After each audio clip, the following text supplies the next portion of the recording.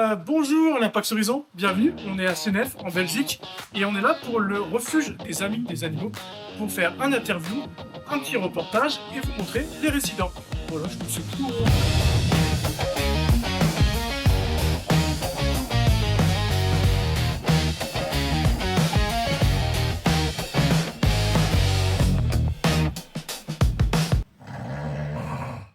La Pax Horizon est une association à but non lucratif. Elle défend chaque année 3 causes solidaires. Nous sommes en parallèle une communauté multigaming et sociale. Toutes les infos en description.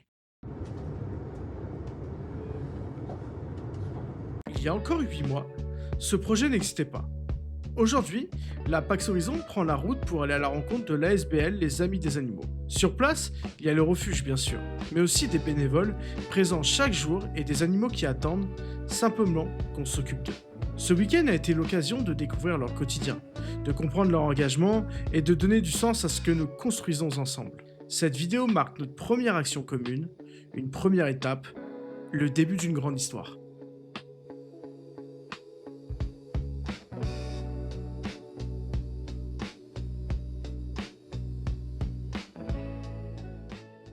On va commencer par le plus sympa, ce sont les chats. On va aller se rendre dans la chatterie pour rencontrer nos protégés. Ça ira ici pour descendre? Oui. Voilà. Alors ici on a un sas, c'est un sas de sécurité pour que nos protégés ne puissent pas s'échapper. Allez-y, voilà. Voilà, l'avion. Voilà, on va essayer de mettre bien sur le coussin. On va essayer de faire. Il ne faudra pas parler trop fort, sinon on n'en verra pas beaucoup. Ouais. Normalement, ils sont une bonne quinzaine ici, mais comme vous le voyez, certains sont un peu cachés. Il faut faire attention, surtout si on s'assied dans le canapé. A few moments later. Oh, ça vous supprimez, hein? Vous supprimez. Et là, vous avez combien de chats du coup? Ça va à peu près? Alors, ici, là, dans la chatterie, pour le moment, on a 15 pensionnaires. On en a 15. Mais en tout, avec les zones de quarantaine, qui sont des zones d'accueil où les futurs pensionnaires attendent de pouvoir venir ici dans la chatterie, si on compte également la petite chatterie que je vous ferai visiter après, on a une trentaine de pensionnaires. D'accord. Et dans ces cages-là, ce sont des cages de transition. Quand le chat a terminé son accueil, il est mis ici dans la cage de transition avant de pouvoir gagner la chatterie. C'est pour que, avec les autres chats, ça se passe bien. Pour qu'ils s'adaptent, qu'ils puissent un peu observer les lieux, qu'ils puissent un peu sentir les odeurs, qu'ils puissent comprendre où ils vont évoluer. Et quand ils sont bien, hop, on leur ouvre. Ça te plaît? Oui. Celui-là, il m'a déjà adopté. C'est vrai? Trop Là, fort. ici, vous avez Kimi. Là, vous avez Tundra. Mais si quelqu'un réussit à toucher Tundra, il repart avec. Hein, parce que personne ne parvient à toucher C'est Tundra. vrai? Oh, oh, Je vous ai aidé, hein. oh, arrête. Oh putain, c'est trop bien. Ça me manque trop. À l'adoption. Arrêtez. Historia. À poil un peu mi-long, oui, c'est Historia. Il y a beaucoup de gens en ligne, madame m'avait dit. Il adore les câlins. Ouais. Voilà, je suis le guide master de la guide de la Pax Horizon sur Walmart. On a réussi à construire une très belle communauté. On a quasiment 200 personnes qui sont dans l'équipe. Mais après la grande chatterie, je vous montrerai la petite chatterie. La petite chatterie en été, ce sont les chatons. Mais là maintenant, la période des chatons est terminée, donc ce sont des cas spéciaux qui sont là. Donc vous allez voir une petite mamie avec des problèmes au rein et une chatte handicapée après avoir été percutée par une voiture. Et ça, on vous l'a amené ou vous l'avez trouvé? On vous l'a amené, mais je vous raconterai comment on la verra, je vous raconterai Ouais. son histoire. Ah bah Et elle est nickel. là depuis plus d'1 an et elle, malheureusement, ça va être difficile de la faire adopter. Ouais. Mais il faut savoir qu'ici, nous ne pratiquons pas l'euthanasie de confort. Donc Ah, si un chat reste, il reste. S'il n'est pas adopté, tant pis. S'il doit rester 10 ans, il restera 10 ans. Voilà. C'est génial. On ne va pas euthanasier un chat pour libérer une place. Il recule. Ah non, mais merde. Ah oui, elle a peur. Ouais. Là, c'est Chibi, très très gentil, mais attention, quand elle en a marre de moi, elle lui donne un beaucoup de pattes. Ah ouais? Ah bah faut savoir se faire respecter.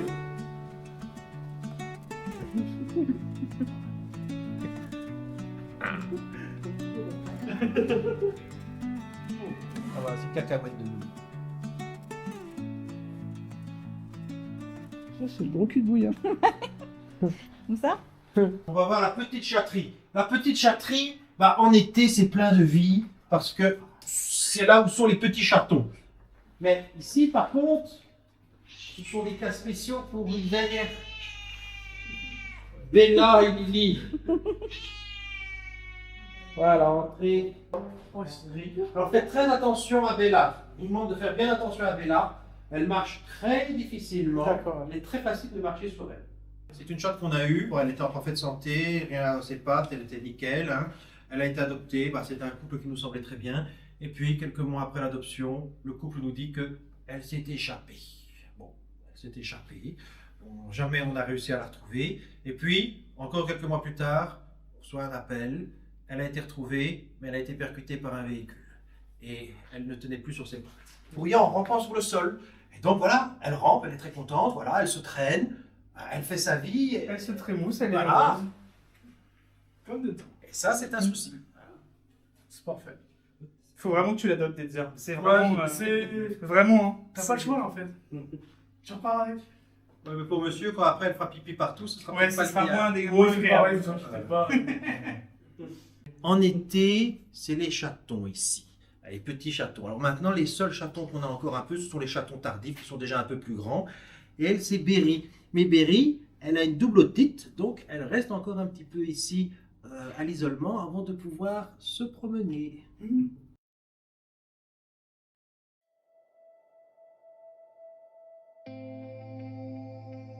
Nous sommes touchés par l'histoire de Bella. Heureusement, au refuge, elle reçoit enfin les soins et l'amour dont elle a besoin. Mais tant de chats et d'autres animaux n'ont pas cette chance, trop souvent laissés pour compte alors qu'ils n'ont rien demandé. Le refuge nous le rappelle, adopter, c'est s'engager pour un être vivant, avec ses émotions, ses joies, mais aussi ses contraintes. Un engagement d'amour et de responsabilité, pour offrir à votre animal le bonheur qu'il mérite. Il faut savoir que quand les chats arrivent ici, ils ne peuvent pas aller directement dans la grande chatterie. Il faut d'abord qu'on observe. Est-ce qu'ils boivent, est-ce qu'ils mangent, est-ce qu'ils vont correctement à la selle. Il faut certainement les vacciner. C'est très rare qu'ils nous arrivent vaccinés. Il faut parfois les stériliser, les identifier. Donc, les chats font une quarantaine d'une dizaine de jours. Hop.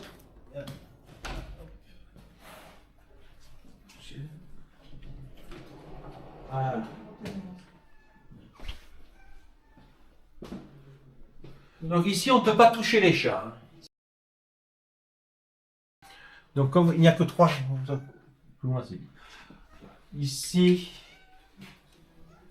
comme vous voyez, ce sont les derniers arrivés et les places sont déjà prêtes pour les prochains. Toi, bénévole, a demandé à taper klaxon. Parce qu'il miaule beaucoup. Ouais. Oh, salut. Et toi, ma petite, t'as pas encore de nom. Toi, t'es la petite J. Tu auras un nom en J, mais tu n'as pas encore de nom. Des chats errants trouvés dans la nature, pas identifiés. Impossible de retrouver ici une famille. Emera, par contre, ça c'est un cas plus spécial. C'est un monsieur qui est décédé et qui a laissé derrière lui 8 chats qu'on récupère les uns après les autres. Ça c'est la pharmacie avec tous les médicaments, les antipuces, les antibiotiques, les anti-inflammatoires, tout. Il faut beaucoup. Et c'est quoi le plus gros poste de dépense? C'est la nourriture, les médicaments? Les soins vétérinaires. Les soins Les vétérinaires. soins vétérinaires. Mais j'englobe les médicaments dedans. Hein. Oui, bien Et sûr. ce sont les soins vétérinaires. Ça, c'est le plus gros poste. Ça représente combien à peu près à l'année? Vous savez à peu près?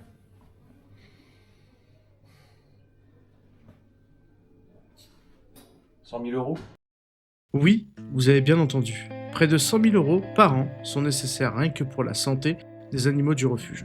Sur place, 2 salariés assurent son fonctionnement quotidien, épaulés par une cinquantaine de bénévoles. Nous avons d'ailleurs pu échanger avec 2 d'entre eux, Julie, stagiaire, et Océane en service civique. Nous nous excusons auprès d'Océane car sa prise de son n'était pas exploitable. C'est pour cela que vous ne la verrez pas dans ce reportage. Donc, bonjour, moi c'est Julie. Je suis ici en tant que stagiaire IFAPME de Namur. Et donc je suis ici dans les locaux de Les Amis des Animaux pour procéder à mon stage. Pourquoi tu as choisi potentiellement ici ou autre? Parce que j'ai toujours aimé les chats. Ça a toujours été quelque chose qui me tenait à cœur et donc je voulais servir un petit peu le refuge, voilà. Et tout se passe bien? Tu as une Tout bonne se passe expérience? bien, le refuge amical. Le président, il te traite bien. Oui. Tu peux parler, il n'y a pas de souci. Oui. Et là, pour une période de combien de temps? 2 mois et demi, 250 heures. Et là, tu as combien à peu près? C'est ma première semaine. Donc D'accord. je fais des semaines de 9h à 16h. Mhm. Donc je suis peut-être à 28 heures. Enfin, C'est quoi ton quotidien ici au refuge? Alors donc j'arrive vers 9h. Je m'occupe de la chatterie, pas encore des quarantaines parce que ça on va me l'expliquer après. Et donc l'après-midi, donc ici par exemple, on a un petit peu des choses différentes à faire. Et ici par exemple, je devais décorer pour Noël. Sinon, je m'occupe des cages à trappe. Merci Julie pour voilà. cette petite intervention. Quant à Océane, elle fait un service citoyen au sein du refuge. Le service citoyen, c'est le service civique français. Elle aide comme Julie à la vie du refuge. Elle restera en tout 6 mois pour se faire une expérience professionnelle. Voilà, je vous laisse maintenant avec l'entretien réalisé avec Monsieur Delin. Qui êtes-vous? Où êtes-vous situé? Je m'appelle Christopher Delin, je suis le directeur du refuge Les Amis des Animaux, situé à Feluy, en Belgique. Nous existons depuis 1985 et notre but est de sauver un maximum de chats. Nous sommes situés ici depuis maintenant une trentaine d'années, mais nous avons été dans la région depuis le début du refuge, depuis ses origines. Quel est votre rôle au sein du refuge? En tant que directeur du refuge, je gère les arrivées et les sorties. C'est-à-dire que tout chat qui entre dans le refuge passe d'abord par moi et toute personne qui veut adopter un chat va également passer par moi. Il faut me plaire. Vous êtes le grand Manitou, quoi. Vous voulez que je dise la phrase pour la caméra, c'est ça? Je suis le grand Manitou. Combien de bénévoles et de membres de l'équipe travaillent au refuge? Nous travaillons avec une cinquantaine de bénévoles, une grosse trentaine qui aide ici à l'entretien du refuge, mais nous travaillons également avec des trappeurs et trappeuses qui nous aident à capturer les chats, avec des familles d'accueil qui accueillent des chats et surtout des chatons chez eux en attendant leur mise en ordre et leur adoption. Et nous travaillons également avec quelques bénévoles qui nous aident pour tout ce qui est événementiel. À quoi ressemble une journée type au refuge?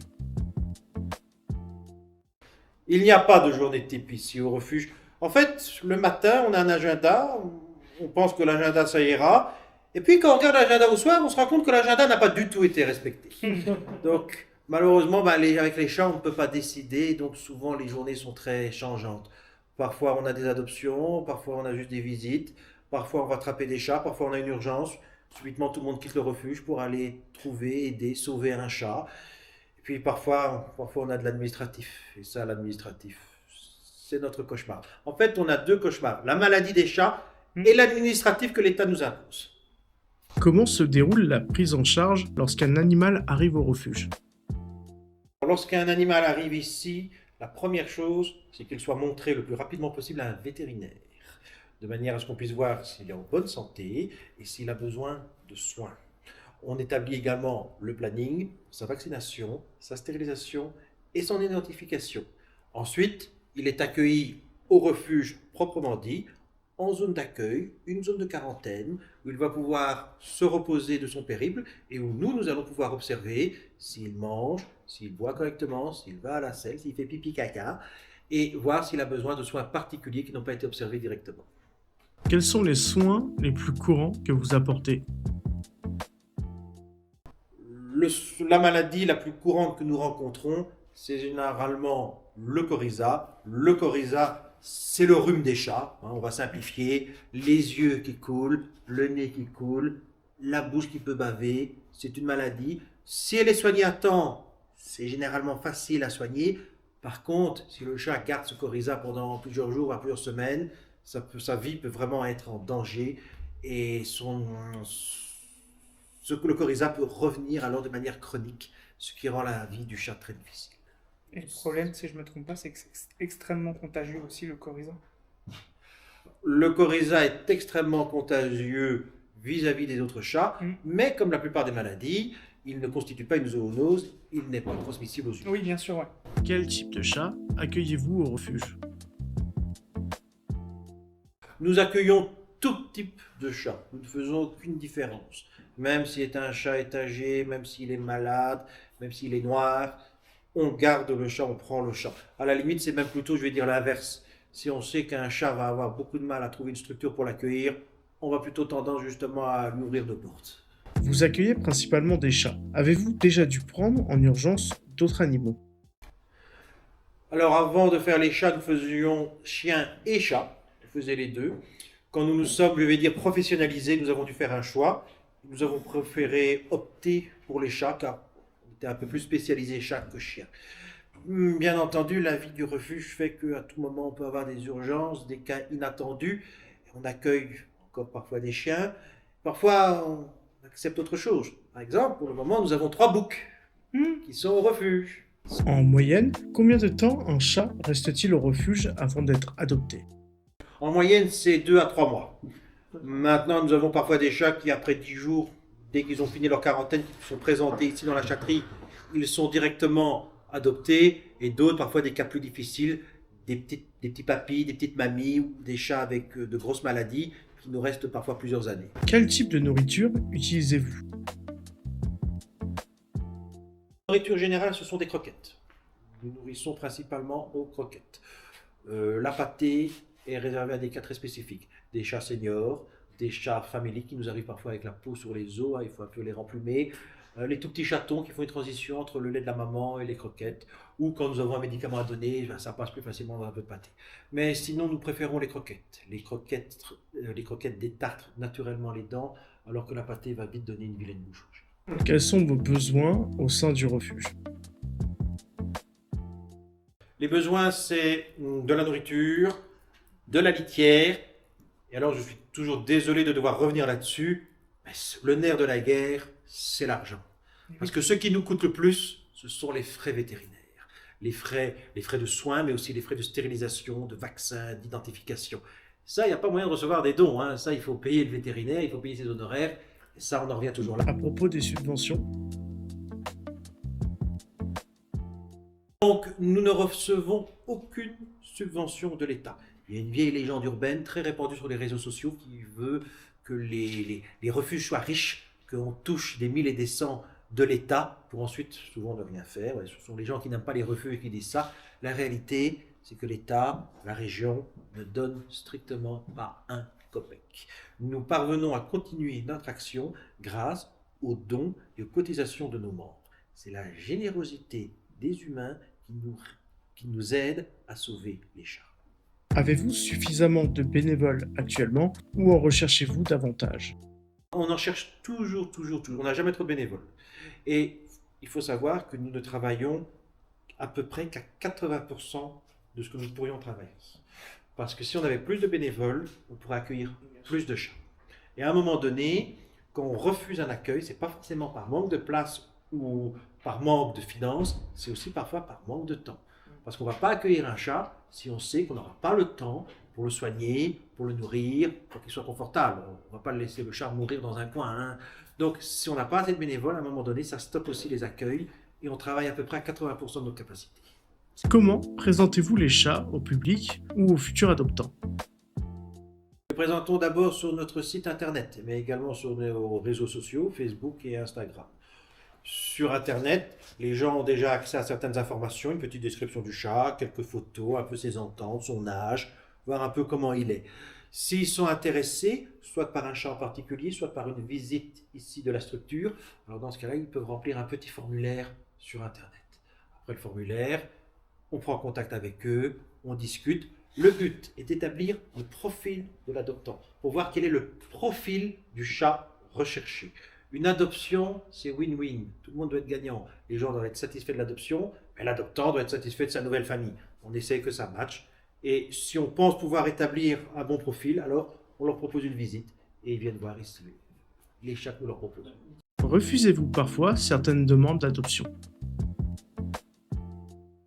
Oui, nous pouvons très bien refuser des demandes si nous estimons que le chat ne correspond pas à la personne. Prenons par exemple un chat qui a absolument besoin d'une sortie en extérieur, qui a absolument besoin d'un jardin, qui a besoin de se détendre.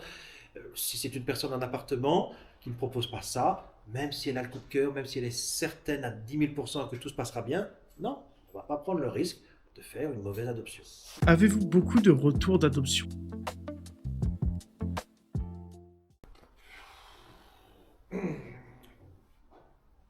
Il y a plusieurs raisons pour les refuges. Le plus souvent, c'est un changement dans la vie de la personne. La personne déménage, elle avait un jardin, maintenant elle a un appartement, elle dit que son chat sera malheureux, elle verra bien le chat. Parfois, nous avons des gens, ils sont hospitalisés, ils disent qu'ils ne peuvent plus s'occuper du chat. Il faut savoir qu'aujourd'hui, je ne sais pas pour la France, mais c'est beaucoup le cas en Belgique, c'est aussi une question de moyens financiers. Des gens qui, il y a 5 ans, avaient tout à fait les moyens d'avoir un chat, et maintenant ils disent qu'ils n'ont plus les moyens. Quel conseil donneriez-vous à une famille, un couple ou une personne qui souhaite adopter? De bien réfléchir. C'est la première chose à faire, c'est de bien réfléchir. Quel est votre style de vie? Que proposez-vous exactement à offrir à un chat? Il faut bien réfléchir avant d'adopter. Il ne faut pas juste se dire subitement « Oh, allez, on va à la SPA, on va aller chercher un chat. » Non, non, non, non, non. Il faut bien réfléchir. Et quand vous avez bien réfléchi, il faut s'entretenir avec le personnel du refuge, de manière à bien expliquer ce que vous avez comme vie, quel est le genre de chat qui vous intéresse. C'est toute une réflexion.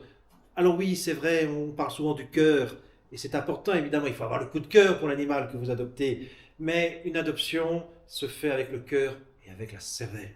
C'est très important. Si une adoption se passe mal, vous allez être malheureux, le chat va être malheureux, ça ne va faire que des problèmes. Quel message souhaitez-vous faire passer concernant la stérilisation et l'identification? Stérilisez vos chats, identifiez vos chats. Une femelle qui n'est pas stérilisée peut accoucher 3 fois par an, avec une moyenne de 5 à 6 chatons par portée. Vous imaginez l'explosion de la population quand les chats ne sont pas stérilisés. Faites stériliser et faites identifier. Parce que si votre chat disparaît, l'identification est le seul moyen de vous retrouver. Un chat qui n'est pas identifié et qui arrive dans un refuge, le plus souvent, il est gardé 10 jours, comme la loi en Belgique l'oblige, je ne saurais pas vous dire pour la France, et ensuite est remis à l'adoption. Et vous n'avez aucun moyen alors de le retrouver. Identifiez vos chats pour les retrouver et stérilisez-les pour leur bien-être. Et pour finir, avez-vous un message à faire passer?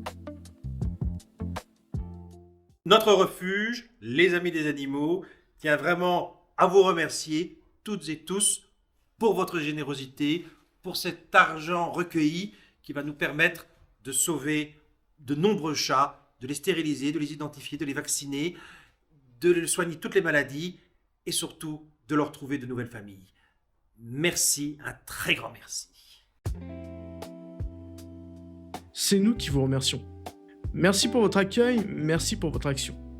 Nous avons ressenti tout l'amour que vous portiez à votre refuge, aux chats, à leur histoire et leur peine. Une dernière petite anecdote, ça vous tente? Vous savez pourquoi il n'y avait pas autant de chats qu'à l'habitude? Bon, il y en avait quand même une trentaine dans le refuge. Monsieur Delin nous a appris que le refuge sortait d'une période très forte en adoption. Nous sommes heureux de savoir que plein de chats ont trouvé une famille. Nous leur souhaitons le meilleur. Ainsi s'achève notre visite, notre action chez les Amis des Animaux. Ce fut une première dans plein d'étapes. Notre première action, nos premiers dons, notre premier reportage, notre premier voyage et les amis. Quoi, pensiez que je ne mettrais pas un petit bêtisier ou quelque chose du genre qui explique et montre le voyage? Pauvre fou. Une prochaine vidéo vous montrera tout ça. Merci à tous les adhérents. Aux membres de la Pax Horizon, merci de croire en nous, en vous et à l'association. L'avenir s'annonce radieux. Jeu, partage, impact, un horizon commun. Ici la Pax Horizon, transmission terminée.